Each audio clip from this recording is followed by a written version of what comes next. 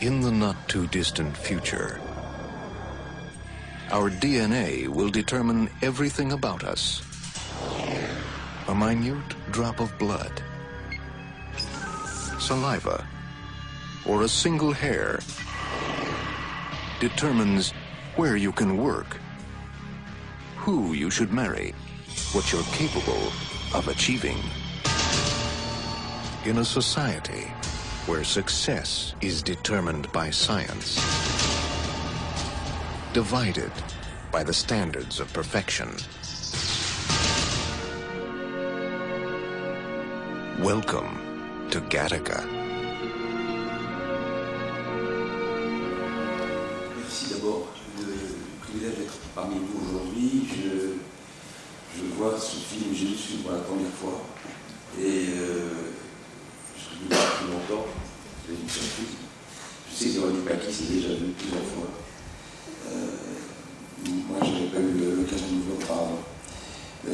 Si vous permettez, je voudrais bien réagir à ce qui est dit par notre spécialiste du cinéma. Et, avant d'essayer de présenter mon livre, parce que c'est vrai qu'il y a un lien entre le thème du livre, ce que j'ai voulu faire dans ce livre, et ce qu'on vient de voir, je voudrais vous dire, comme spectateur qui voit ce film pour la première fois, que pour moi, il y a plusieurs. C'est d'abord un très beau film, magnifique, très touchant. Il y a plusieurs strates, il y a plusieurs couches. Je finirai par la couche génétique avec quelques remises au point qui feront finalement le lien avec mon bouquin. Mais ce qui m'a beaucoup touché dans ce film, c'est la suprématie de ce qui fait l'humanité de l'être vivant sur son côté mécanique. Donc c'est la dimension de l'humanité, l'amour, la fraternité, les rivalités fraternelles, dans ce qu'elles deviennent plus fortes que la machine génétique, que je trouve très beau. Et au fond, le message qui est implicite dans ce film, c'est qu'on ne peut pas réduire le sujet à sa constitution, à l'ADN, bien sûr. C'est ça le message. Ils sont capables de bien plus que d'être des robots, ces personnages. Je voudrais quand même aussi dire qu'à plusieurs reprises, j'ai pensé à la problématique des jumeaux, en particulier à la fin, quand l'un des deux part dans l'espace et l'autre disparaît. Ça m'a fait penser à la problématique des jumeaux en général et la disparition du jumeau transfuseur quand vous avez des paires de jumeaux transfuseurs transfusés. J'ai pensé à cette gémellité et au sacrifice du transfuseur, au bénéfice du transfusé dans cette problématique. Et j'ai aussi pensé naturellement au combat de Jacob avec l'ange, au thème biblique du combat mis en scène par la genèse de Jacob qui se bat contre son frère Ésaü. J'ai pensé aussi à toutes ces problématiques fraternelles, que ce soit ce thème-là comme d'autres thèmes bibliques. Et donc, au fond, il y a quelque chose d'extrêmement humain dans ce film. Et y compris dans ce qui vient d'être appelé, c'est la capacité de ce film à nous faire réfléchir. Et vous avez dit, madame, dans votre propos introductif, que comme tous les romans de science-fiction, comme tous les contes de fées, comme toute cette littérature, on se fait peur, on nous fait peur. Et l'idée de se faire peur, de nous faire peur, est toujours très riche parce que c'est ce que Hans Jonas, le philosophe, appelle l'heuristique de la peur. C'est cette démarche, au fond, l'heuristique, c'est un mode d'accès à la connaissance. Cette démarche scientifique qui consiste à se faire peur, à dessiner ce qui nous effraie le plus, pour mieux faire émerger ce à quoi on tient le plus. Donc c'est cette capacité rendue par le film, et que vous avez très bien expliqué, de nous faire appréhender ce que nous redoutons le plus, c'est d'être réduit à une molécule d'ADN, pour mieux ressortir ce à quoi nous tenons le plus. C'est notre dimension d'humanité, d'amour et d'humanité. Il y a l'amour fraternel, l'amour dans un couple, et c'est au fond cet amour-là qui est vainqueur sur la réalité mécanistique de l'ADN. Alors, après avoir réagi à chaud à ce film que je voyais pour la première fois, je voulais quand même vous dire que il est un peu insidieux quand même, parce que dans votre propos introductif, vous avez rappelé que le film était de 97, je crois, et vous avez eu cette phrase qui m'a pas laissé indifférent. Vous avez dit: l'écart entre l'utopie et la réalité s'est réduit depuis 97 jusqu'à 2016. Vous avez la sensation qu'en 20 ans, cet écart entre utopie et réalité s'est réduit. Donc, si je comprends bien, que cette utopie en 20 ans est devenue davantage de l'ordre du possible, et si c'est possible, ça devient probable. C'est ce raccourci-là sur lequel je voudrais peut-être réfléchir avec vous, en reprenant des raccourcis saisissants qu'il faut mettre au point, et ça fera le lien avec ce que j'ai essayé de faire dans le bouquin. Il est question au début du film, je ne sais pas si vous avez remarqué, le quotient génétique inégalable. Vous avez entendu ça tout à fait au début. Nous avons le quotient génétique inégalable. Quand on entend quotient élevé, moi je pense à quotient intellectuel élevé. Je pense que c'est pas par hasard, surtout qu'en anglais c'est le même mot. Donc cette histoire, cette notion, cette illusion qu'on aurait des quotients génétiques, c'est intéressant, on va revenir, ou qu'il y a, ça c'est la fin du film, des êtres, dit-il, génétiquement supérieurs. Vous avez entendu ça aussi. Ou encore cette notion qu'il y aurait des prédictions possibles, des maladies, jusqu'à, dit-il, 90%, je crois qu'il y a un problème cardiaque. Donc il donne au bébé, lorsqu'il vient de naître, encore en salle de travail, des scores de probabilité de survenue de maladie. Tout à fait au début du film, le bébé est juste né, on est en train de lui faire sa piqûre au talon, et il y a une dame asiatique, parenthèse, qui fait la liste des probabilités de survenue de maladies pour chiffrer des valeurs jusqu'à 90%. Alors, tout ça, vous voyez, ça procède d'une surestimation de la puissance de la science en général et la génétique en particulier. Et je voudrais quand même vous dire qu'on est bien dans l'heuristique de la peur, parce que tout ça ne tient pas debout. Ça ne tient pas debout.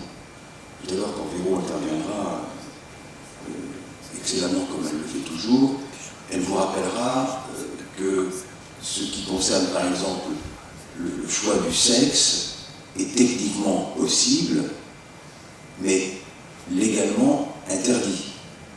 Donc, c'est un des exemples parmi d'autres de hiatus qu'il y a dans nos sociétés organisées entre ce qui est techniquement possible et éthiquement acceptable.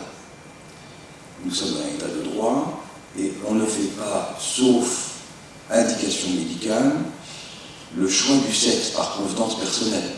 Ça se fait dans certains pays du Moyen-Orient où quand on a eu à son goût trop de filles, entre guillemets, eh bien, on procède à ce qu'on appelle pudiquement family balancing, c'est-à-dire l'équilibre des sexes dans les familles, et où des professionnels installés à Chypre, pour le compte de ces couples du Moyen-Orient, pratiquent effectivement le choix du sexe en convenance personnelle. Ceci est interdit par la loi de bioéthique, dite loi Mattei, de 2004, et renouvelée chaque fois depuis 2005 ans. Aussi un clin d'œil aux caractéristiques physiques. Vous avez noté qu'on le met au couple quand ils sont en entretien avec ce médecin, le Dr Jekyll, ils mettent un certain dialogue où on demande au couple de choisir les caractéristiques physiques du sujet. Là encore, un, c'est interdit par la loi en France, deux, c'est techniquement pas accessible.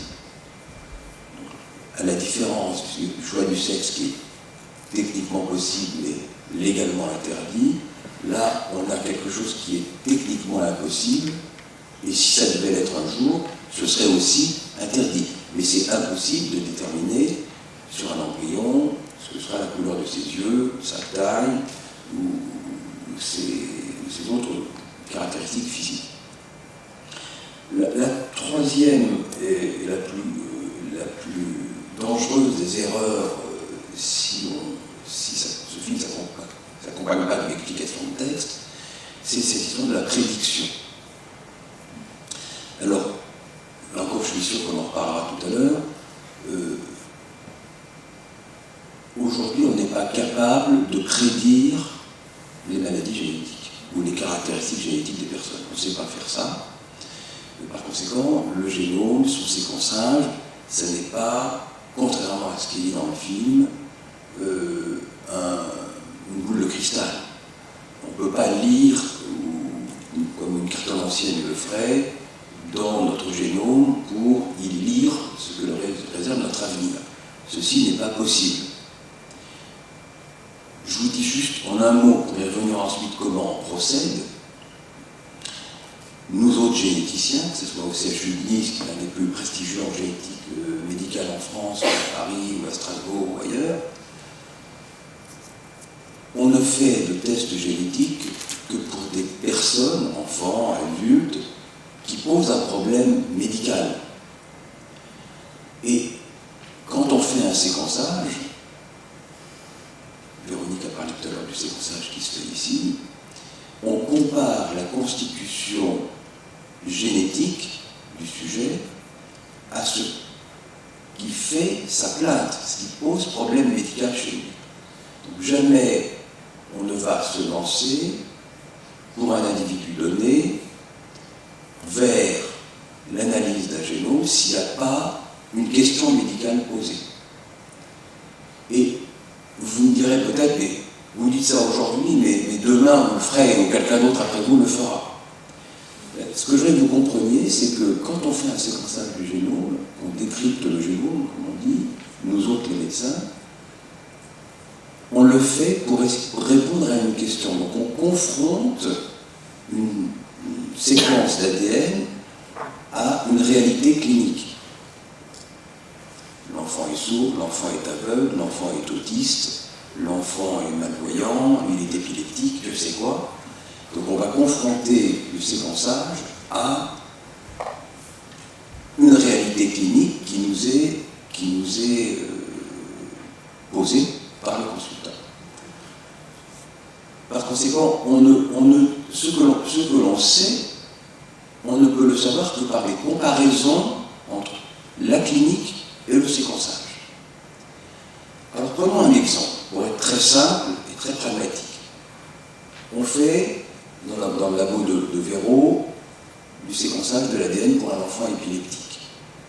Alors vous, dans votre naïveté de spectateur, comme moi, vous pensez qu'on aura une réponse univoque à une question, l'enfant est épileptique, on va lire et on va trouver la réponse à la cause génétique de l'épilepsie. Il n'en est rien, mesdames et messieurs. Quand on fait le séquençage du génome d'un enfant épileptique, il n'y a pas une réponse, il y a des dizaines et des dizaines de variations différentes. Parce qu'il y a plein de variations dans votre génome. On a tous, les uns et les autres, un grand nombre de variations, par la naissance, à la naissance. Je parlerai ensuite des variations qu'on acquiert durant la vie. Mais on a tous, les uns et les autres, les unes et les autres, des variations nombreuses dans notre génome. Des dizaines, dit-on. Il y a même des auteurs cet été qui ont publié un article dans Nature et un autre article dans New England, où ils ont séquencé des génomes de sujets bien portants. Ils ont trouvé des centaines de maladies. Des centaines de maladies qui ne s'expriment pas. Ça veut dire qu'on ne peut finalement décrypter le génome qu'à la lumière d'un questionnement clinique. Et parmi les variations de mon enfant épileptique qui a consulté chez le Pakis, il n'y a pas une réponse, il y en a beaucoup. Et il s'agit de trouver celles qui n'ont rien à voir avec la question médicale posée et celles qui sont de l'ordre des scénarios explicatifs possibles. Donc ne pensez pas, s'il vous plaît, en quittant cette salle, que notre génome dicte de notre futur. C'est faux. C'est pas parce que vous avez un symptôme, quel qu'il soit, que le séquençage du génome vous livrera la réponse. Alors si vous voyez la difficulté qu'il y a à trouver parmi les variations possibles, celle qui est responsable d'un symptôme. Que dire alors quand on n'a aucun symptôme? Quelle est la pertinence de séquencer un génome de quelqu'un qui se porte bien comme vous et moi? Là encore, un petit éclairage explicatif par rapport à la médecine prédictive qui est annoncée dans le film.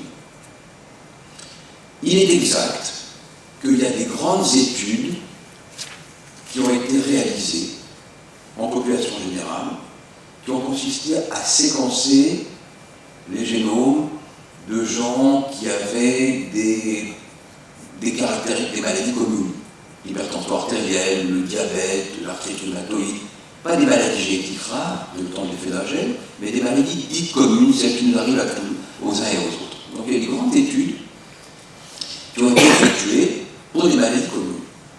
On a appelé ça, un acronyme, c'est Genome-Wide Scan,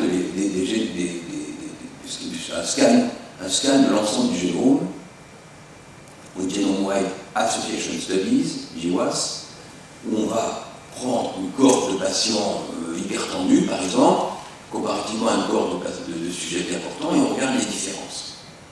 Alors c'est vrai qu'il y a des différences, et de ces différences, qui ne concernent pas un gène, mais beaucoup de gènes, la tentation est grande de s'en servir comme facteur prédictif. Puisqu'on sait qu'il y a des variations entre 1000 personnes hypertendues et 1000 personnes qui ne le sont pas, alors utilisons ces variations pour prédire les risques de survenue de l'hypertension artérielle ou de la mort subite dans le film 90% de prédiction. Alors là, sachez, s'il vous plaît, qu'on est vraiment dans la science-fiction pour nous faire peur, parce qu'aucune de ces études en population n'a un score de prédiction de 90%. L'amplitude maximum de prédiction est de l'ordre de 110, 115, 120%.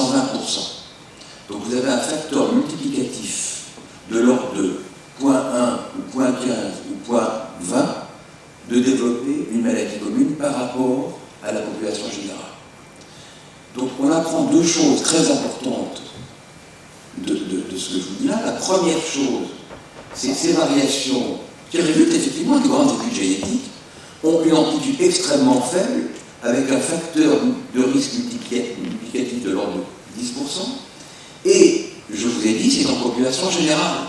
C'est-à-dire que vous ne pouvez pas inférer de cette étude un risque individuel. C'est un risque en population générale. C'est exactement comme si je me mettais à la sortie de votre bureau de vote, madame, à Nice. Je me pose à la sortie du bureau de vote, et en regardant à la statistique générale des suffrages dans votre bureau de vote, je ne sais pas si vous habitez à Nice ou à côté de Nice, de votre bureau de vote, je me pose à la sortie, et de la statistique, ou même des résultats des suffrages exprimés dans votre bureau de vote, je pouvais en inférer ce qui a été votre suffrage individuel. C'est aussi bête que ça. Donc, deux mises en garde, elles ne sont pas minces, hein. C'est l'amplitude extrêmement faible de ces facteurs prédictifs et son caractère en population générale et jamais individuel. Est-ce que vous m'avez bien compris là? C'est vraiment, s'il y a une chose qu'on a à vous dire, Véronique et moi, c'est celle-là. Pour les maladies communes, un sujet bien important, la prédiction a un facteur multiplicatif extrêmement faible et c'est population générale, jamais 90% et jamais au plan individuel. Et quand on fait un séquençage aujourd'hui en génétique médicale à Nice ou à Paris, on ne le fait pas par caprice ou par convenance personnelle, mais parce qu'une question médicale précise nous est posée. Et même quand une question médicale précise nous est posée, on n'a pas une réponse univoque, mais plein de réponses, celles qui sont les variations présentes chez beaucoup d'entre nous et que nous ne savons pas interpréter, plus un certain nombre de scénarios explicatifs possibles, avec de grandes difficultés, in fine, pour arriver à conclure. Alors oui, ça me fait penser à cette histoire juive, qu'on répète souvent en Israël, c'est « j'ai des réponses, est-ce que vous avez une question ?» C'est exactement ça. Les gens qui font du séquençage, ils ont plein de réponses. Mais c'est quoi la question? C'est ça que je voudrais que vous compreniez. Donc, comme disait Champollion, merveilleux scientifique, qui a élucidé, vous savez bien, l'alphabet égyptien, les hiéroglyphes, il disait, et je l'ai dit à tous mes patients en consultation, pour leur faire comprendre, je lui ai dit, si Champollion, c'était un esprit brillantissime, disait de lui que ce qu'il avait appris, il le savait par comparaison, alors, a fortiori pour nous, pauvres mortels, c'est d'autant plus vrai que notre seul atout, c'est de comparer un constat génétique à une réalité clinique. Mais s'il manque un des éléments de la comparaison, à quoi vous voulez comparer? Et je vous renvoie à l'histoire juive, on a des réponses, quelle est votre question? C'est très important que vous ayez compris ça. Donc deux situations complètement différentes. La première situation, c'est un enfant malade, un patient, quelle que soit sa pathologie, vous savez que le poids spécifique des maladies génétiques aujourd'hui est considérable, chez l'enfant et chez l'adulte, un patient qui pose un problème, on n'a jamais une réponse univoque, on a plein de réponses possibles. Très difficile de déterminer quel est le variant qui est responsable de la maladie. D'où l'importance de réserver ces analyses aux seules questions médicales qui se posent. Donc vous voyez, on annonce le génome. Ne croyez pas qu'on y lit comme on lit un livre ouvert. On annonce le génome. On en est à B-A-B-A, G-A-G-A, G-A-T-A, GATA. Mais on est des gagas devant le GATA. On est gagas, comme son nom l'indique. Je vous dis vraiment ce que je pense là. Je crois qu'on a surestimé la science en général, la génétique en particulier, et la capacité qui nous est donnée aujourd'hui de lire un livre ouvert dans notre génome. C'est pourquoi, vous voyez, je ne crois pas du tout que l'espace entre 1997 et 2016, ce cauchemar, plus qu'une utopie, c'est un rêve. Un rêve, c'est plutôt agréable. Moi, c'est plutôt l'impression que c'est un cauchemar qui nous a été présenté là. Et la réalité, je ne crois pas du tout qu'elle se soit rétrécie, elle s'est plutôt dilatée, en réalité. Parce que plus on avance, plus on mesure l'étendue de notre ignorance. Alors, je voudrais vous raconter une anecdote, et puis vous parler ensuite de l'Institut Imagine, comme m'y a invité Véro, et ensuite du bouquin. On a un copain, Véronique et moi, qui s'appelle Jaimowski, qui est un grand prof de génétique à Dallas, je crois, au Texas, et c'est une espèce d'armoire à glace, un colosse, et il a une neuropathie périphérique. Bon, il y a un neurologue ici avec nous, et bon, c'est pas un secret, il suffit de le voir pour voir qu'il a une neuropathie périphérique. Et on s'est vu il y a quelques temps, il n'y a pas longtemps, il y a 2-3 ans, il me dit, salut, bon, tu sais, je me suis séquencé mon génome, me dit-il. C'était complètement fou, là. Je suis séquencé mon génome, et effectivement, je suis fou, mais pourquoi tu me dis que je suis fou? Je suis fou, mais pourquoi tu me dis que je suis fou? Tu vas me le dire. Et en effet, je vais te le dire. J'ai séquencé mon génome, en espérant trouver le gène de Maïd Charcot, Marie, dont je crois souffrir. Je n'ai pas trouvé ce gène. Mais j'ai trouvé toutes sortes de choses, et comme tu le vois aujourd'hui, je devrais être mort. Et tu vois que je vais très bien pour le reste. J'ai la patte folle, mais je ne suis pas mort, je suis bien vivant. Il a dit ça avec beaucoup d'humilité, si vous voulez. Donc, si un grand généticien comme lui dit avec beaucoup d'humilité « je suis complètement fou », je pense que ça devrait nous faire réfléchir. On ne peut pas faire du séquençage si on n'a pas une bonne question, une vraie et bonne question à résoudre. C'est pour ça que dans notre communauté, on a tellement peur de faire du mal aux gens, parce qu'on est les garants. C'est pas du paternalisme, ce que vous dites là, mesdames et messieurs, je je suis peut-être un peu catalaniste, j'essaie de m'en défendre. Mais on essaie de ne pas faire du mal aux gens, c'est une spécialité médicale. La génétique, elle s'appelle génétique médicale, avec les valeurs humaines de la médecine, telles que Jean-François Mattei, qu'on lui rend hommage aujourd'hui, c'est l'enfant du pays, il a conçu cette spécialité pour qu'elle reste humaine et médicale. C'est quoi les valeurs l'humanisme de la génétique aujourd'hui? C'est de répondre à la seule question qui se pose. Alors là où les Hollandais séquencent tout et divulguent tout à tout le monde, avec des variants de signification inconnues, dont on ne sait absolument pas les conséquences, nous on réserve le séquençage à la seule question pertinente qui se pose. Ça veut dire qu'on fait du séquençage, effectivement, Véro fait du séquençage à haut débit, mais elle séquence les seuls gènes connus pour donner le symptôme qui se pose. Elle séquence, et c'est pas de la recherche, c'est de l'activité hospitalière, on n'est pas dans le domaine de la recherche, on est dans le domaine du service rendu, elle séquence les gènes qui sont connus et réputés et publiés pour donner tel ou tel symptôme, à l'exclusion de tous les autres. Une stratégie dite des panels qui nous conduit à tester les seuls gènes connus et publiés pour rendre compte du symptôme. Dans le même temps, nos voisins séquencent tout et disent tout à tout le monde. Et rendent des résultats. J'en ai eu encore un exemple hier, un chirurgien parisien totalement paniqué parce que ses enfants vivent au Brésil. Le petit a peut-être une maladie de Crohn, pas sûr, il a 2 ans, il va au Brésil, un maboule local fait le séquençage, et on lui rend un certain un listing avec, pour des gènes qui sont possiblement impliqués dans le Crohn, c'est pas sûr, c'est une maladie commune dont on parlait tout à l'heure, avec toutes les incertitudes liées au séquençage, qui rend à ce papa d'enfant de 2 ans, mesdames et messieurs, des résultats variants de signification inconnue. Variant of unknown significance. VUS, V-O-U-S. Mais nous, en France, on ne fait jamais ça. On ne rend jamais à des parents ou à des grands-parents des variants de signification inconnue. On ne dit que ce dont on est sûr. Hein, dans le doute, abstiens-toi, dit le proverbe.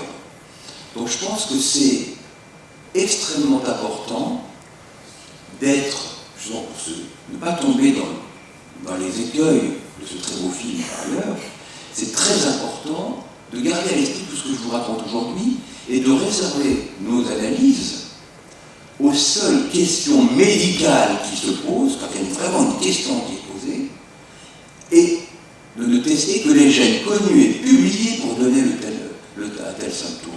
Tout ce qui serait séquençage à haut débit de l'ensemble du génome, avec toutes les incertitudes que je viens de vous raconter avec l'exemple de mon copain James, toutes ces variantes de signification inconnues, avec tout le mal qui a été fait à mon ami chirurgien, ben, si on ne fait pas cela, alors ça ne sera pas une médecine humaine, ça ne sera pas une génétique humaine, ça sera une génétique inhumaine.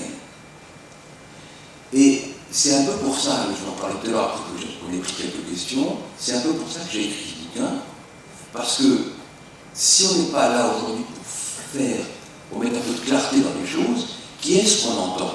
Qui prend la parole? Si le professionnel, comme Véro, ne viennent pas s'adresser à vous aujourd'hui, qui prend la parole? Des gens qui ne sont pas forcément des personnes autorisées. Donc on est collectivement une cible, une proie. L'opinion, on est une proie. Et cette proie, sur cette proie se jette un certain nombre de marchands de soupe qui vous vendent des tests génétiques qui n'ont aucune valeur, pour les raisons que je vous ai dites. Et comme ils n'ont pas le droit d'exercer en France, on les a chassés, ils ont été condamnés par le Conseil de l'Ordre, ils sont allés se planter en Belgique. Vous parlez d'un exemple récent tout à l'heure, avec 24 ans. Donc des gens qui ont été poursuivis, condamnés, radiés, ils sont mis aux frontières de notre pays. On envoie la salive par la poste. Alors si on n'est pas là pour vous expliquer qu'on est une proie, et pourquoi on est une proie? Parce qu'il y a des enjeux financiers majeurs. Les gens sont tellement désorientés, ils ont tellement la détresse, la perte de repères spirituels est tellement grande que les gens se fient à l'ADN pour essayer de savoir ce que l'avenir nous réserve. Mais bien sûr que non, l'avenir n'est pas inscrit dans les gènes. Les gènes ne dictent pas notre avenir. C'est pas comme ça que ça se passe. Les Égyptiens ne sont pas des prophètes, pas du tout. Et la liberté nous est entièrement donnée. Donc nous sommes effectivement programmés biologiquement, et la combinatoire de ces programmes fait que nous restons absolument libres. Mais ça, si on n'est pas là pour vous le dire et l'expliquer, qu'est-ce qui se jette sur nous? Des marchands de tests, des marchands de médicaments, des groupes d'intérêt, que je préfère ne pas nommer, qui ont intérêt à propager une idéologie, une pensée qui n'est pas la nôtre. Et si les scientifiques ne prennent pas la parole, quand la parole publique est disqualifiée comme elle l'est aujourd'hui, malheureusement, dès qu'un ministre prend la parole, on met en doute sa sincérité ou son honnêteté. Il y a une telle disqualification de la parole publique que cette parole-là, même quand elle est autorisée, quand on a des grands directeurs d'organismes, on se méfie, on dit qu'ils sont manipulés par leur ministre. Donc la parole publique est disqualifiée. Les scientifiques eux-mêmes ne viennent pas au micro. Mais si la parole publique des autorités ministérielles et des agences n'est pas investie de confiance, si les scientifiques s'interdisent de venir parler avec vous, parce qu'ils y perdraient leur âme, pense-t-il. Parce que beaucoup de scientifiques ne viennent pas parce qu'ils se disent, si je prends la parole en public, ça va me faire du tort. Moi, j'en ai rien à faire, je laisse dire, ça m'est égal. Et bien, qui est-ce qui va prendre la parole? C'est des gens qui ont intérêt à nous vendre des carabistouilles, à nous vendre des impostures, et donc c'est l'intérêt des charlatans. Donc, aujourd'hui, je pense que, on va faire une pause à ce stade-là, je pense que c'est notre devoir, c'est pas notre droit, mais c'est notre devoir de venir parler avec vous pour démentir, pour expliquer un film comme celui-là, pour en atténuer l'impact négatif s'il existe, mais aussi pour démentir les paroles de ces gens qui ont intérêt à nous faire croire leur baliverne, pour des raisons mercantiles, parce que derrière il y a des tests qui coûtent très cher, et si on n'est pas là pour expliquer ce qu'on peut attendre et ne pas attendre de la GID, effectivement, je pense qu'on aura manqué une de nos missions, qui est la mission sociétale. On n'est pas charmant chargé de faire de la recherche, du soin, mais on est aussi chargé de faire de la formation à l'université, qui est toute proche, mais aussi de la formation du grand public, du public. Et dans l'Institut Imagine que nous avons créé avec mes collègues, justement l'une des missions, à côté de la mission de recherche, de soins, d'enseignement, c'est une mission d'information du public. On a un grand amphi comme celui-là, magnifique, peut-être un peu moins beau, mais il est pas mal, où on a pris parti de faire des portes ouvertes pour essayer de participer à l'information du public de la région Île-de-France. Donc là, vous venez juste de l'évoquer, des groupes de pression, d'intérêts financiers et industriels, qui, sans doute avec le coût qui baisse du séquençage, auraient intérêt à ce que ça puisse se développer comme une industrie en France aussi, parce que ça existe ailleurs, et pour beaucoup d'autres domaines, on dit c'est dommage de se priver d'opportunités commerciales et industrielles. On le dit pour le gaz de schiste, bref. Donc on entend des gens qui prennent la parole en public, souvent des hommes politiques, dire c'est dommage de se priver d'un marché. Alors quel est le risque aujourd'hui face à ces groupes d'intérêt? Est-ce qu'il y a un risque que ça finisse par basculer du mauvais côté? Et j'ai pas compris. Un risque que les choses risquent de basculer du mauvais côté, parce que pour l'instant on est protégé par la loi, oui. Mais est-ce que les Français sont un petit peu isolés là-dedans, ou est-ce qu'il y a une prise de conscience internationale qu'il ne faut pas dépasser certaines limites? Enfin, où est-ce qu'on en est? Parce que c'est très très bien de venir faire venir nous donner des éléments justement pour qu'on puisse. Mais je vous rassure pas complètement. Ah, oui, je ne sais pas. Vous voulez dire que je n'étais pas complètement rassuré? Oui, non. Dans le film, j'ai noté à la volée des échanges du scénario. Il y a un moment, un des personnages qui dit « Personne ne prend la loi au sérieux ». Je ne sais pas si ça doit frapper là. ça va beaucoup. Vous savez, monsieur,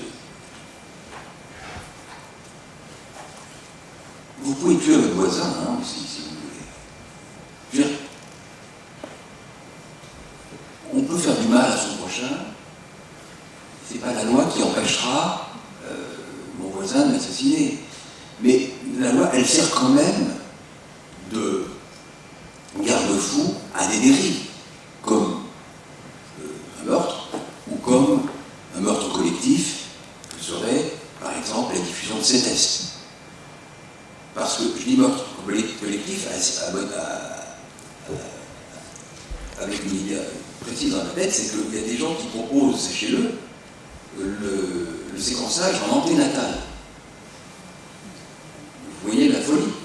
Quand je vous dis la difficulté qu'il y a à interpréter les dizaines de variations dont je suis porteur, à tous les coups, je serais passé dans le baquet si on m'avait fait dans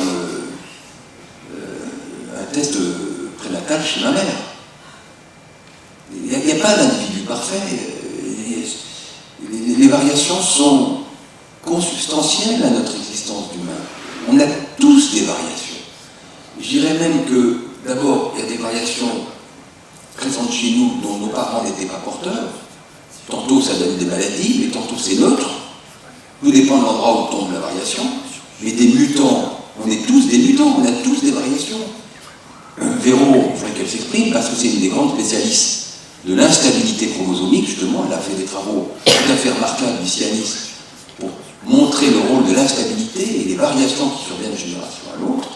Quand ces variations surviennent dans un gène qui est névralgique, ça donne des maladies. Il y a toutes sortes d'autres variations qui sont silencieuses. Donc des variations, on en a absolument tous.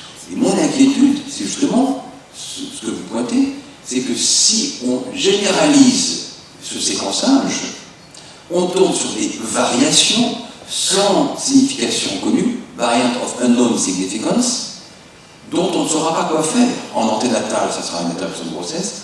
En postnatal, c'est des parents brisés. C'est des annonces, c'est pas de la médecine, c'est des paroles meurtrières. C'est comme tirer à bout portant sur quelqu'un. C'est pour ça que je prends l'exemple du meurtre. Je crois que c'est extrêmement dangereux de laisser ces tests en vente libre. Et je vous rappelle que la loi de bioéthique, dit pour Mattei, interdit les tests génétiques en vente libre. D'abord, le dépistage de masse est interdit, vous savez. La trisomie 21 a été l'exception. Il y a un tout petit sujet parce qu'il y a des populations dans notre pays qui sont plus à risque que d'autres et pour lesquelles éventuellement il y aurait un intérêt à faire un dépistage de masse. Ça s'appelle la drépanocytose, la maladie de l'hémoglobine. Mais au fond, il y a d'autres pays où il y a des dépistages pour des risques importants en population, thalassémie en Sardaigne, des populations juives ashkénazes à New York ou à Montréal ou à Toronto, il y a beaucoup de juifs d'origine ashkénaze, polonaise, où il y a une fréquence de certaines mutations plus importante que la population générale. Donc, il y a un sujet de société qui est de dire est-ce qu'on va rester à l'interdiction des tests génétiques et du dépistage de masse, ou est-ce qu'on va évoluer un tout petit peu, et comme vous voyez, quand on met une bonne engrenage, comme ça peut être difficile, est-ce qu'on va évoluer un tout petit peu pour certaines populations particulières? Donc il y a un grand sujet lors des débats de la révision de la loi bioéthique sur cette question. Mais pour l'heure, le dépistage de masse est interdit, le dépistage des porteurs de maladies génétiques est interdit, et les tests génétiques sont interdits en dehors d'une prescription médicale. Et quiconque s'aventurerait à faire du séquençage génétique en dehors d'une indication médicale, qui est porté par un généticien ou une généticienne, qui fait un test génétique dans un laboratoire autorisé, eh bien, quiconque s'aventurerait à cela serait poursuivi et condamné. Et c'est pour ça que, par exemple, l'individu dont on a cité le nom tout à l'heure, même 4 ans, est allé. Oui, je ne vais pas citer son nom, est allé se mettre en Belgique ou au Luxembourg? En Belgique. En Suisse. Donc, en réalité, Je crois que c'est extrêmement important de dire que cette loi, eh bien, contrairement à ce qui est dit dans le film, personne ne prend la loi au sérieux, nous prenons la loi au sérieux. Vous avez commencé en disant, je suis un citoyen. Donc un citoyen, ça se dote de lois. Vous avez voté pour des élus, la représentation nationale vote des lois, et notre exécutif fait appliquer des lois, et notre judiciaire réprime les infractions à la loi. Donc oui, on est dans un état de droit, et ceci constitue un risque sociétal de premier ordre. C'est pas aussi grave que d'autres problèmes de société, mais un risque certain de dérive sur lequel il faut être extrêmement attentif. Tout ce qui est techniquement possible n'est pas éthiquement ni légalement souhaitable. Vous avez raison. Je suis très contente de ce que vous venez de dire sur la génétique, parce que je m'occupe tous les lundis de familles d'enfants schizophrènes ou bipolaires. Et quand ils viennent pour la première fois, ils nous demandent chaque fois, vous êtes sûr que ce n'est pas génétique? Et nous les aidons en leur disant, même si c'était génétique, maintenant, vous êtes là pour apprendre à vivre avec un enfant qui est schizophrène ou qui est bipolaire. Et nous avons créé d'ailleurs un groupe qui s'appelle Pro-Famille pour aider les familles justement à supporter les enfants et à aider les enfants tels qu'ils sont. Mais c'est vrai que la première fois qu'ils viennent, ils nous disent, vous êtes sûr que ce n'est pas génétique? Parce que nous avons les frères et sœurs qui se font des soucis. Bon, et chaque fois nous disons, on ne sait pas exactement avec la schizophrénie, on ne sait pas. Ben, à la différence de ce que vous venez de dire, moi je regrette justement qu'on ne donne pas plus de place à la médecine organique, à la neuropsychiatrie et à la génétique en particulier aussi, dans le domaine des maladies psychiatriques. Pourquoi je le regrette? Parce que d'abord, il y a des gens qui posent la question de l'origine génétique. On peut toujours vous dire, on peut pas leur confisquer ce questionnement. Ils ont cette question qu'il est à eux. Quand une mère se pose une question comme ça, je me méfie toujours parce que les mamans ont raison. Quand elle pose la question, quand une mère en consultation me dit, vous savez, docteur, je sens quelque chose, je sens que, je suis sûr que c'est organique. Combien de mères me disent ça? Je suis sûr que c'est organique. Mon gosse, il est autiste, je suis sûr que c'est organique. Quand une mère me dit un truc comme ça, je fais très attention parce qu'habituellement, elle a raison. Donc quand une maman ou un couple vous dit, madame, est-ce que c'est pas génétique? Je crois pas qu'il faille leur confisquer l'accès à une consultation génétique. Nous ne le faisons pas. Nous ne le Il faut faisons les pas. orienter. Nous leur disons d'en parler. Je me permets de dire ça. Mais ils sont inquiets, ça. Ils sont inquiets, mais s'ils sont inquiets, il y a la spécialité de génétique médicale avec des consultations de génétique où ils auront des interlocuteurs, conseillers en génétique, généticiens, neurologues, psychiatres. Oui, mais c'est ce que nous faisons. Il faut aller parce que pourquoi je vous demande ça, madame? Parce que nous disons tout de suite, nous ne sommes pas des gens de la médecine, tout de suite. Oui, nous sommes là pour nous donner, les aider dans des situations en tant que pro-famille. Mais si vous voulez, ce sujet me touche énormément, je vais vous dire pourquoi. Parce qu'on est parti de 0% de diagnostic dans l'autisme il y a 15 ans, on en est maintenant à 35 à 40% de diagnostic génétique. Et pourquoi c'est important de faire ce travail? Véro l'a dit tout à l'heure, pour rassurer des mamans qui veulent avoir des enfants, ou des sœurs qui voudraient avoir des enfants et qui s'en inquiètent. 2, madame, parce qu'avec l'identification des gènes des maladies, et là on n'est pas dans la médecine prédictive, il est malade, il est schizophrène, l'auto. On commence à avoir les premiers traitements. Comment voulez-vous proposer le traitement adéquat si on n'a même pas le diagnostic? Donc il y a cette situation paradoxale où dans le domaine des maladies mentales, il commence à apparaître des médicaments dans certaines conditions trop rares, mais on ne sait même pas à qui le proposer parce que les diagnostics n'ont pas été faits. Alors oui, je crois qu'il faut que les enfants ou les adolescents ou les adultes qui ont une maladie mentale soient vus dans des consultations de génétique. Je vous le dis d'autant plus que dans le cas particulier de la schizophrénie, on commence à trouver des mutations dans des gènes, madame. Il y a des mutations dans des gènes. Donc il ne faut pas, comme disait, je crois que c'était Hippocrate à propos de l'épilepsie qui disait, il n'y a pas de maladie sacrée. Sacré, en latin, ça vient de sacer, c'est-à-dire à côté, à part. Il voulait dire par là qu'il n'y a pas de maladie à part. Il n'y a pas des maladies qui seraient intouchables. C'est pas parce que c'est une maladie du psychisme que c'est forcément psychologique, comme on dit. Une maladie du psychisme, c'est pas forcément psychologique, ça peut être organique. Et je crois que maintenant, ben justement, il faut faire droit. Merci d'avoir posé cette question, elle est excellente. Il faut faire droit au questionnement des parents sur le sujet des origines.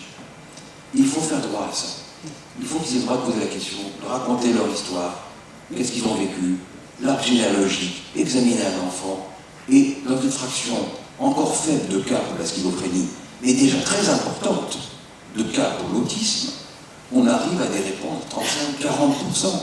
On est parti de 0 il y a 15 ans. Et quand on se donne les moyens de chercher, on le trouve dans une fois sur 3. C'est considérable. Et c'est pas seulement de la botanique, c'est des pensées génétiques, comme l'a dit Véro, et déjà les premiers médicaments. Alors là, c'est pas du tout l'exemple qu'on a pris d'un sujet bien portant, qui aurait la tentation prométhéenne de lire dans ses gènes ce que l'avenir lui réserve. On parle d'un sujet dont vous avez dit qu'il est schizophrène, il est malade, il souffre. Oui, c'est certain. Et donc on ne peut pas priver ce malade qui souffre de l'accès à la médecine d'aujourd'hui, à la génétique en particulier. Vraiment, c'est un sujet vraiment passionnant. Là, ça passe par les psychiatres et je crois que le CNRS de Lyon aussi s'en occupe de ça. Et ça passe par parlons d'inscription à Nice. Est-ce qu'il y a une conception de neurologie, de psychiatrie et génétique à Nice? On a une école de psychiatrie en France qui est un petit peu différente de l'école anglo-saxonne. C'est-à-dire qu'on a, alors je ne suis pas psychiatre, mais c'est vrai que dans beaucoup de consultations en France, l'école française de psychiatrie est très lacanienne, freudienne. Et c'est vrai que les anglo-saxons ont depuis quelques années une approche très différente de nous, puisqu'ils ont été les premiers, je parle en termes d'école de psychiatrie, à se rendre compte, comme le disait Arnold tout à l'heure, que ce n'est pas parce que c'est une maladie psychique qu'elle ne peut s'expliquer que par la forclusion du long du père, enfin, toutes ces théories freudiennes et lacaniennes. Et donc il y a une véritable école biologique aux États-Unis, par exemple, ou en Angleterre, où depuis très longtemps, les psychiatres savent que énormément de ces maladies psychiatriques sont des maladies organiques. On le sait aujourd'hui avec certaines dépressions, on le sait avec certains autismes, parce que l'autisme, c'est pas une maladie, l'autisme, c'est un symptôme. Vous avez de la fièvre parce que vous avez une méningite ou parce que vous avez la grippe, comme disait Arnold tout à l'heure, vous avez un autisme parce que vous avez une mutation dans un gène ou pour plein d'autres raisons environnementales et génétiques. Donc aujourd'hui, au niveau de la psychiatrie, je dois dire qu'on a un certain retard en France sur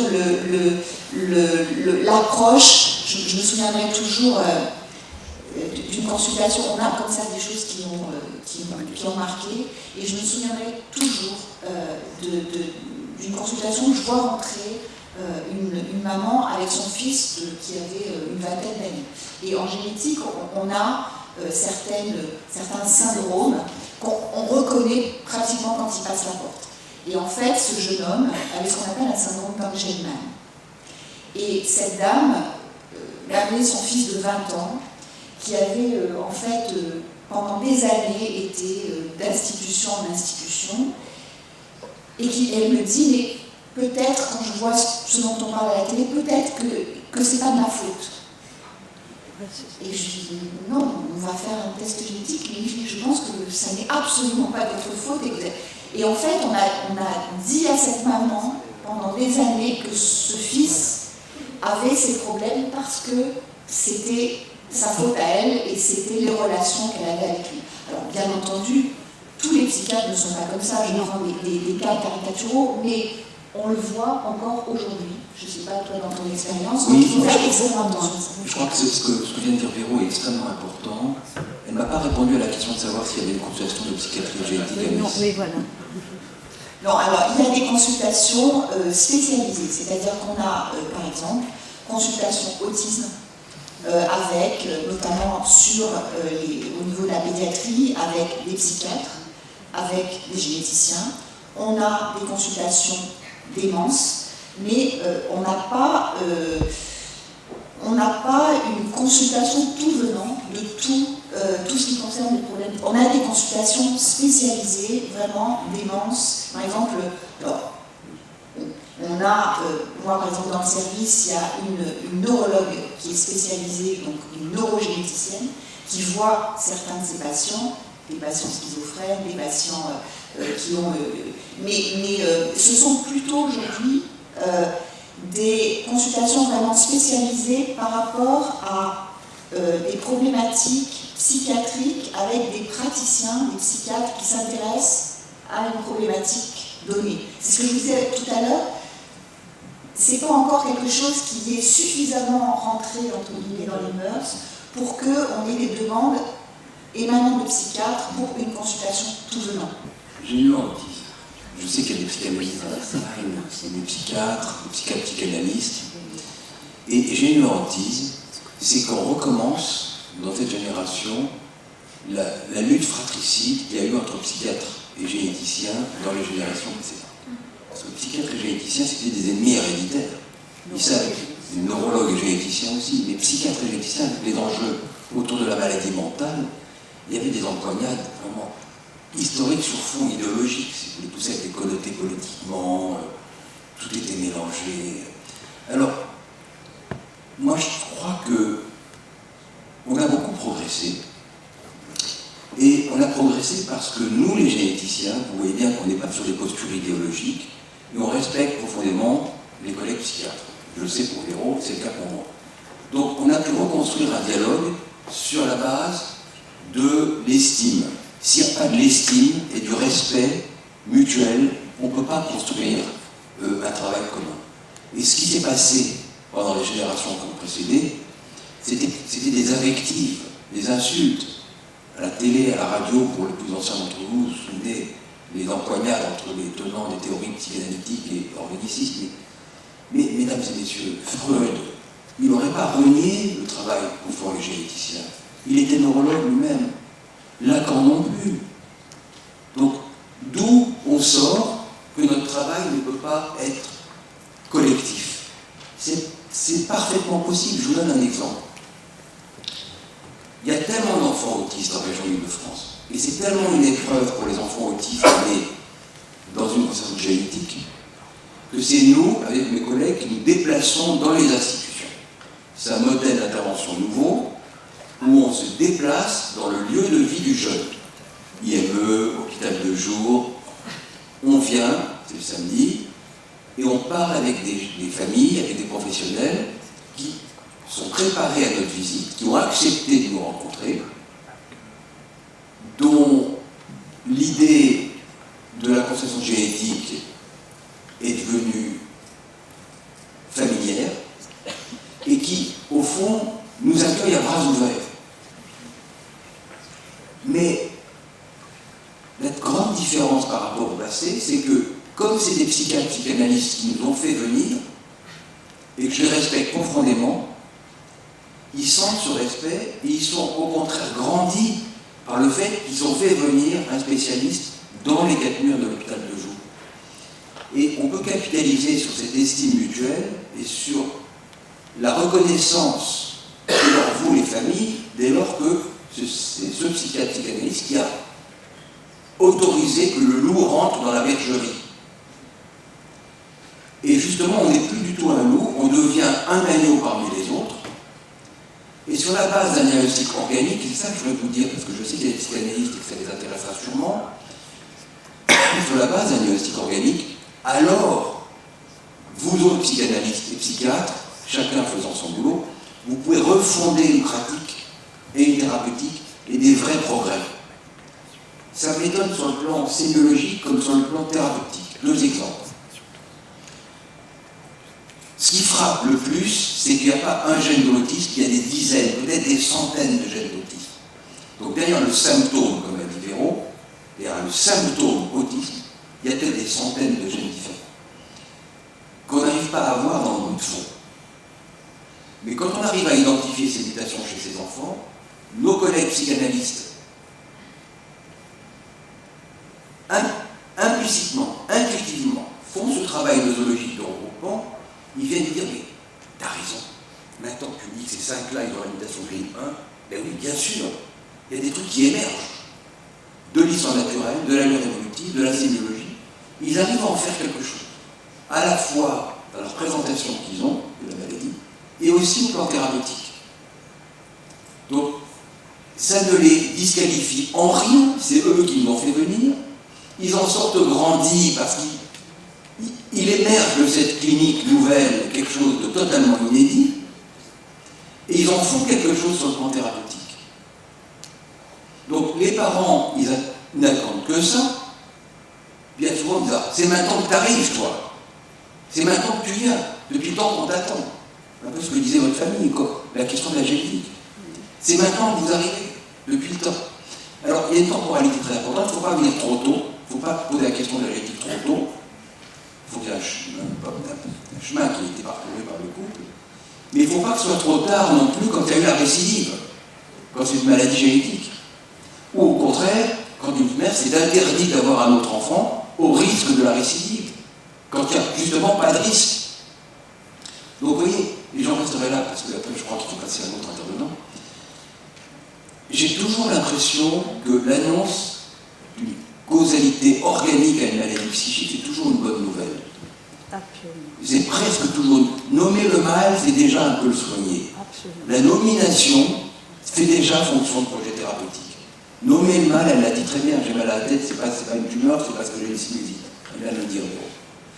Nommer le mal, c'est déjà le soigner. Mais il y a une circonstance où ça peut faire du dégât, c'est quand cette démarche est trop tardive. Il m'arrive de ne pas voir le temps passer, moi je ne vois pas que les dizaines d'années sont passées, et j'arrive la bouche enfarinée en disant à une dame, ah madame, ça y est, pour Marine, je sais ce que c'est. C'est une bonne nouvelle, c'est une mutation de tel gène. Survenue par accident, vous n'êtes pas porteuse, tous les espoirs sont permis. Et la dame me dit, docteur, depuis combien de temps on se connaît? J'ai quel âge à votre avis? Et c'est maintenant que vous me dites ça, que j'aurais pu avoir cet enfant, que j'ai tant espéré, mais important, et que je me suis interdit au risque de la récidive. Donc vous voyez, il y a une temporalité diagnostique, il ne faut pas le faire trop tôt, mais quand il y a une demande, madame, moi ça me fend le cœur qu'il y ait des gens qui posent ce questionnement, il faut leur donner une réponse. Parce que d'abord, les mamans ont raison, et d'autre part, il y a une temporalité qu'il y a un moment où il faut faire la démarche, pour y répondre positivement ou négativement. Et quand c'est positif, la nomination, c'est jamais une mauvaise nouvelle, c'est une délivrance. Vous êtes assez favorable au diagnostic génétique dans le cas de maladies effectivement clairement identifiées.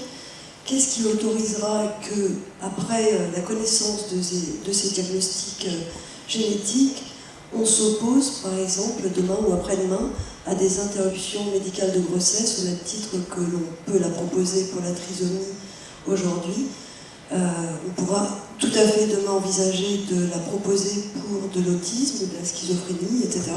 Maladies, entre guillemets, ou symptômes qui aujourd'hui habitent nos sociétés et contribuent par ce qu'elles sont aussi à sa richesse. On va évoquer ne serait-ce que l'autisme de haut niveau comme l'Asperger, dont chacun reconnaît que probablement le monde ne serait pas ce qu'il est s'il n'avait pas contribué à le faire avancer. Qu'est-ce qui autorisera demain à ce que l'on s'oppose à des interruptions médicales de grossesse dans des cas de figure comme ça, et donc vous, involontairement, vous participeriez à ce que vous dénoncez, c'est-à-dire cet eugénisme? D'autre part, la deuxième question, et je me fais un peu l'avocat du diable parce que vous connaissez ma position, ceux qui évoquent ces séquençages à très large échelle évoquent donc ces risques un peu accrus, et donc peut-être un dépistage ou une prévention plus ciblée, alors qu'aujourd'hui on utilise des marteaux-pilons pour écraser des noix. En bref, si j'ai un risque un peu accru d'hypertension ou de diabète, je peux mettre en œuvre une attitude, je dirais, de prévention que vous n'avez pas besoin de mettre en œuvre. Là, je me fais l'avocat du diable, vous l'avez bien compris. C'est un moratoire qui vaut encore des assurances, qui interdit d'utiliser l'état génétique pour moduler les primes. Donc on n'a pas le droit de faire ça. Le deuxième exemple, on ne peut pas le faire. utiliser les caractéristiques génétiques dont je vous ai dit la faible amplitude. Hein. Oui. Utiliser ces caractéristiques. C'est un moratoire qui a été renouvelé, qui est renouvelé régulièrement, qui interdit aux mutuelles et assurances. Je suis d'accord. Mais c'est pas vraiment condamnable si on dit un risque un petit peu accru d'hypertension, je vais redoubler d'attention, je vais avoir une alimentation plus équilibrée. Eux vous proposent quelque chose d'assez louable, où j'ai un terrain allergique, je vais me mettre un petit peu... Voilà, ça c'est la face un petit peu séduisante et qui est en train de séduire. Donc qu'il ne faut pas négliger. Parce qu'elle est assez louable dans l'absolu. Au lieu de balancer les mêmes discours à tout le monde, ben je... Vous savez, si c'est pour dire à un obèse qu'il faut qu'il maigrisse pour réduire son risque de... Oui. C'est pas bien d'un danger. Oui, mais on voit bien qu'aujourd'hui, on dit à tout le monde manger 5 fruits et légumes et marcher, faites 5 fois du sport, et que ça marche, et arrêtez de fumer, et ça marche pas beaucoup. Quoi. Donc si je dis à quelqu'un qui a un risque nettement accru de faire un cancer du poumon, parce qu'on sait qu'il y a des gènes un petit peu de... Voilà, il va peut-être adapter son comportement. Non, mais je me fais l'avocat du diable, vous connaissez la je vous rappelle quand même les arguments massus, c'est la faible amplitude du risque prédictif positif, et deuxièmement, cette dimension de population générale est jamais individuelle. Donc s'il était plus élevé, vous seriez plus favorable. Tant qu'on est dans une limite aussi faible, je ne vois pas quelle régulation pourrait accepter. Je réponds rapidement à votre première question, puis après il y a une dernière question, je crois.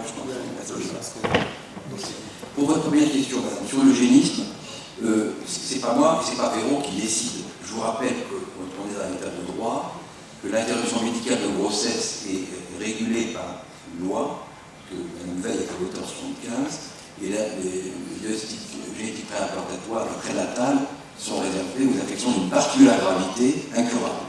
Qu'est-ce qu'on appelle particulière gravité? C'est à la charge du couple et du médecin dans le dialogue singulier d'identifier ce qui peut être considéré comme une particulière gravité. Il y a des circonstances ou des maladies qui, eu égard au passé du sujet ou de sa fratrie, sont extrêmement lourdes alors qu'elles nous paraissent très bénignes, et d'autres qui me paraîtraient extrêmement lourdes et justifier une interruption médicale de grossesse, ou au contraire, les parents décident de garder l'enfant. Et je vous rappelle que, pour votre information, lisez, si vous voulez, les statistiques de l'Agence de la biomédecine, le nombre d'interruptions de grossesse est en diminution, alors que le nombre de gènes identifiés est en croissance. C'est-à-dire qu'il y a un nombre important de couples. Regardez les résultats de l'Agence de la médecine, c'est en ligne, c'est très intéressant. Le nombre de gènes de maladies, Véro parlait des 20 000 tout à l'heure, est en croissance. Donc on devrait se dire qu'il devrait y avoir de plus en plus d'interruptions de grossesse, parce qu'il y a de plus en plus de gènes de maladies. C'est l'inverse. Il y en a de moins en moins, donc que ce soit pour des raisons culturelles, religieuses, il y a de plus en plus de couples qui font un test et qui, informés du diagnostic, décident de garder l'enfant et l'accompagner sur la voie de son destin. Donc, en réalité, l'interruption de grossesse, ce n'est pas nous qui l'imposons, pas du tout. C'est un dialogue singulier. Nous avons le droit de réserve de ne pas proposer un diagnostic prénatal, et les centres pluridisciplinaires de diagnostic prénatal donnent parfois des avis négatifs et ne pratiquent pas le diagnostic prénatal, mais on prête une grande attention au vécu du couple. Bien souvent, si vous voulez, dans le dialogue, on ne fait pas une réponse abrupte, et dans le dialogue singulier, ce temps psychologique qui est accordé au couple, émerge finalement quelle est la question qui est derrière la demande immédiate. Vous avez une demande immédiate dirigée, et en fait, derrière la question, cette question, il y a une autre question qui est celle de la reconnaissance de la souffrance du sujet. Donc il faut donner du temps à la consultation génétique, ça dure 1 heure. Il y a souvent des psys dans la consultation, presque toujours chez nous. Et il faut savoir, dans ce type de discussion et de demande d'interruption de grossesse, quelle est la question vraiment posée et quelle est la demande qui est derrière cette question. Et en déminant la première, on arrive à accéder à la vraie question qui est derrière. C'est vous dire combien c'est important, et je resterai là, de donner du temps aux gens. Il faut du temps, ça dure 1 heure.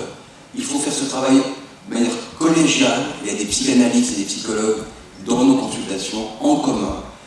Et c'est très important de donner ce temps-là. Parce que vous voyez, je pensais à Gattaca, ça prend quelques minutes de faire une prise de sang, vous l'avez vu dans le film.